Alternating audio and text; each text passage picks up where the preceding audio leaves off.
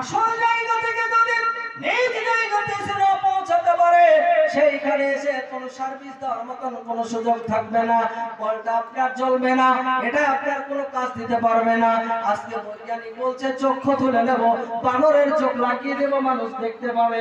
ইসলাম দরদি বন্ধুরে আমার, পর্দা সিনেমা বলে আমার, তাই আপনাদেরকে বলবো আমার মায়েরা, ওগো আমার ভাইরা, এই যে ছোট্ট একটা মূল্যধন, যার নাই সে যে ব্যক্তিকে বুঝতে পারবে, সেই ব্যক্তি মূল্যায়ন করতে পারবে এর কি মর্যাদা, এর কি দাম।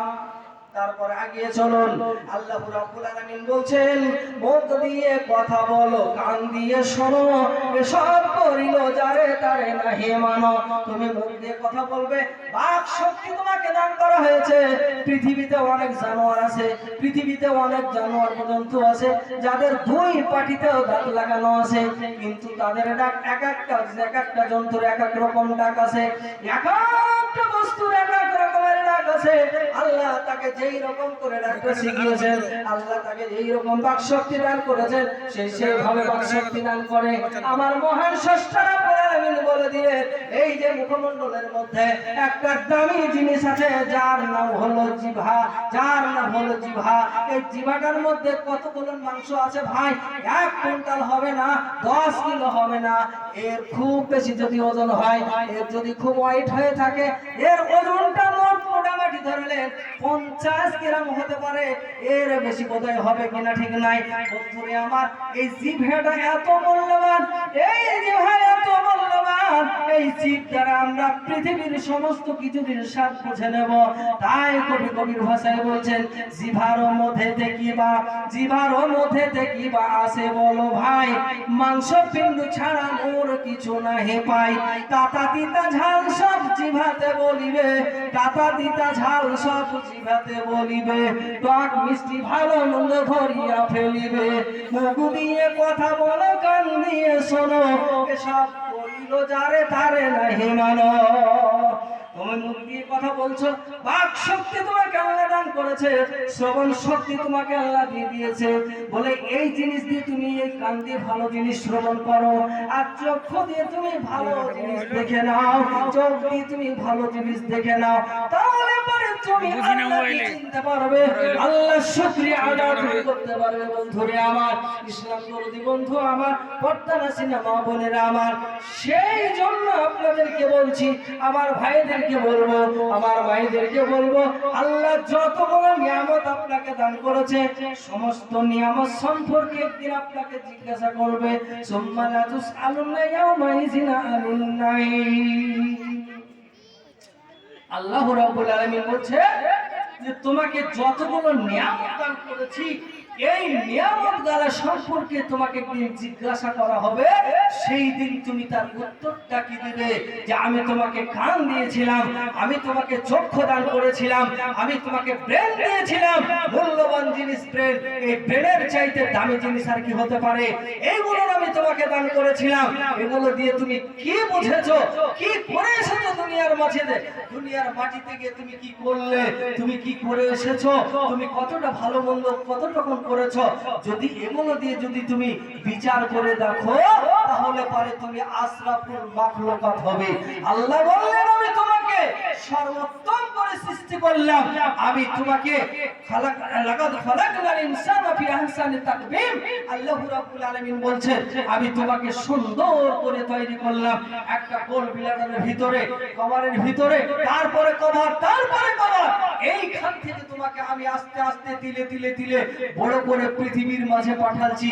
এর জন্য তুমি একবার শুকরিয়া আদা করে আমাকে তুমি একবার ডেকে দেখো, একবার তুমি আমাকে ডেকে দেখো, একবার তুমি আমার দিকে তাকিয়ে দেখো। এর জন্য তোমাকে বলছিলাম, আমি তাই বলবো আপনাদেরকে, এর শুকরিয়া আপনাকে আদা করতে হবে। সবচেয়ে বড় কথা হলো এর শুকরিয়া আদা করতে হবে। এই যে মাদ্রাসা, হয়তো হাফেজ হবে, পাগড়ি এসে গেছে, হাফেজের নাকি হেডের মাদ্রাসাদের নাকি, আচ্ছা হাফেজ হয়েছে 4টা, এই মাদ্রাসাতে 4 জন কোরআনের পূর্ণ হাফেজ আছে। তাহলে দেখেন এই যে ব্রেন কি সাংঘাতিক জিনিস। কোন লেখক, কোন লেখকের বই আজ পর্যন্ত কেউ ফার্স্ট টু লাস্ট মুখস্থ করে রাখতে পেরেছে বলে মনে হয়? কেউ পেরেছে বলে মনে হয়? কিন্তু কোরআনটা আল্লাহর এমন একটা বাণী, কোরআনটা আল্লাহ তাবারক ওয়া তাআলার এমন একটা বাণী, আর এই কোরআন হিফজ করা, এই কোরআন মুখস্থ রাখা, এটা আল্লাহর একটা বড় নিয়ামত।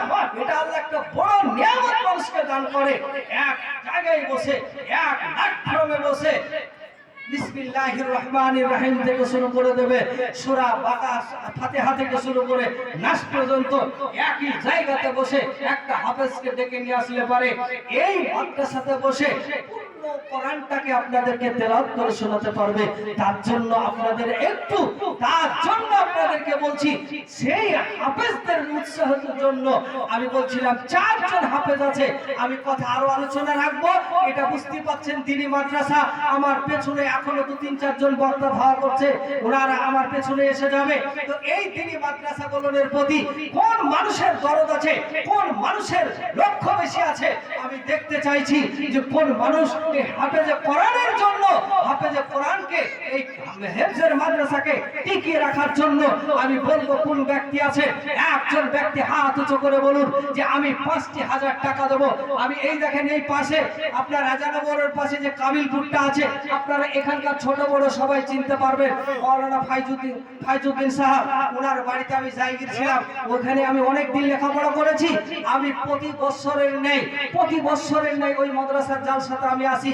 আমার হাতে কালেকশন হয় মোটামুটি এক একটা মহিলাদের খাত থেকে যে টাকা আসে, সেই টাকাগুলো কিছু না হলে পারে 1,17,000 18,000 টাকা পর্যন্ত, এবং মায়েরা সোনা দানা গয়না গাটি সমস্ত কিছু দেয়। যদি দেখবো মনে করেন, তাহলে আগামী বছর আপনার আগামী সময় জালসা আছে, এই যে রমজানের পরে 7ই এপ্রিল জালসা আছে, ওখানে যদি ইচ্ছা থাকে একবার যে দেখবেন ওখানকার মানুষের উদার কত, ওখানকার মানুষের দানশীল কত। আমি বলছিলাম এখানে একটা নয়, আমি একটা বেশি বলবো না, ওখানে 20, 50, 60 পর্যন্ত আমি কালেকশন চেয়ে দেখি।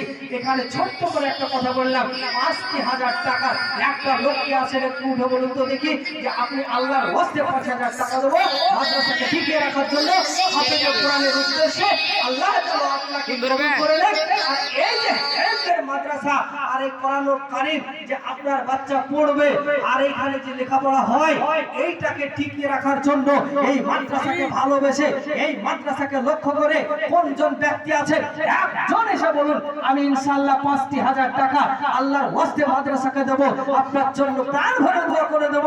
আপনার পিতা মাতা আত্মীয় স্বজন কবরবাসী হয়েছে, নীরব নগরের মাটিতে চলে গেছে, আজকে সম্পদ আছে কালকে থাকবে না। এই সম্পদ চিরদিন কারোর জন্য নয়। আজকে যেটা আপনার কাছে আছে সেটা কালকে আপনার থাকবে না। কখন থাকবে না? যখন আপনার কাছে এসে মরণ পৌঁছাবে। কবির ভাষায় বলছে, যখন তোমায় এসে ধরিবে মরণে, ছাড়িয়া ভাবের ভাব যাইবি কেমনে। ডানেতে বসিবে মাতা, বামেতে বসিবে পিতা, ডানেতে বসিবে মাতা, বামেতে বসিবে পিতা, পদতলে প্রাণ প্রিয় সন্তান সামনে,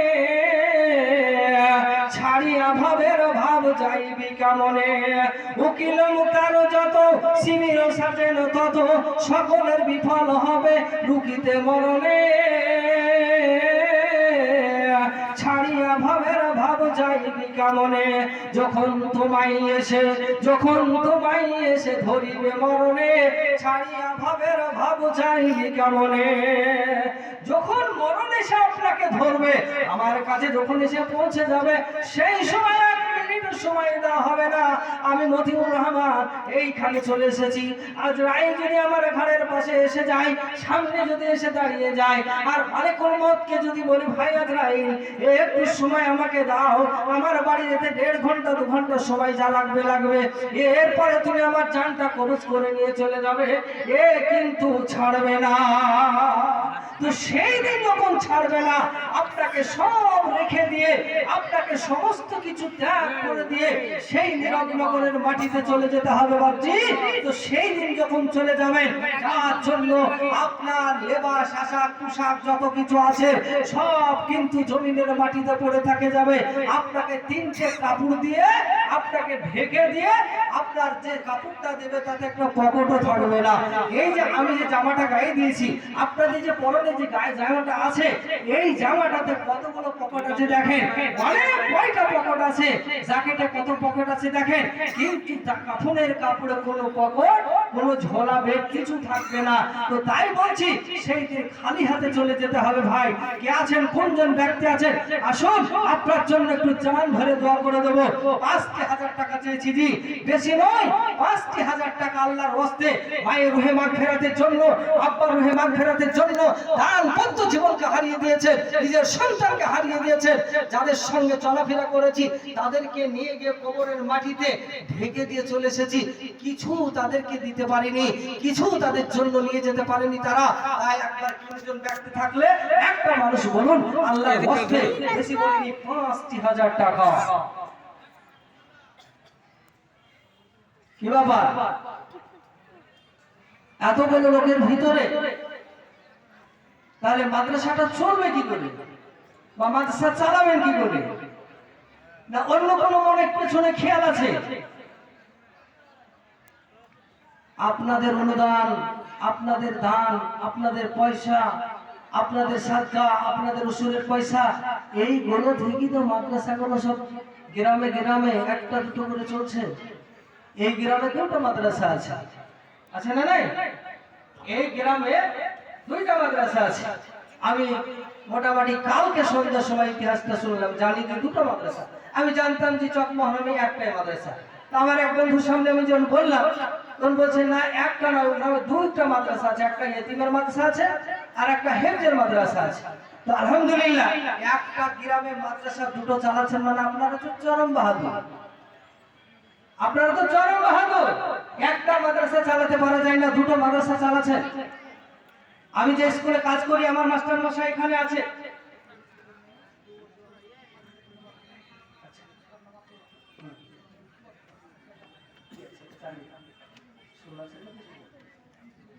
আচ্ছা যাই হোক, আমার হাতে যেটা দেখছে এটাতে চাঁদি আমি দেখতে পাচ্ছি, কিন্তু কাগজ আছে ভিতরে, তার মধ্যে কিছু থাকতে পারে, মানে সাফিয়া নাকি মেয়েটা, মেয়েটা সাফিয়া অ্যাক্সিডেন্ট হয়ে মারা গেছে।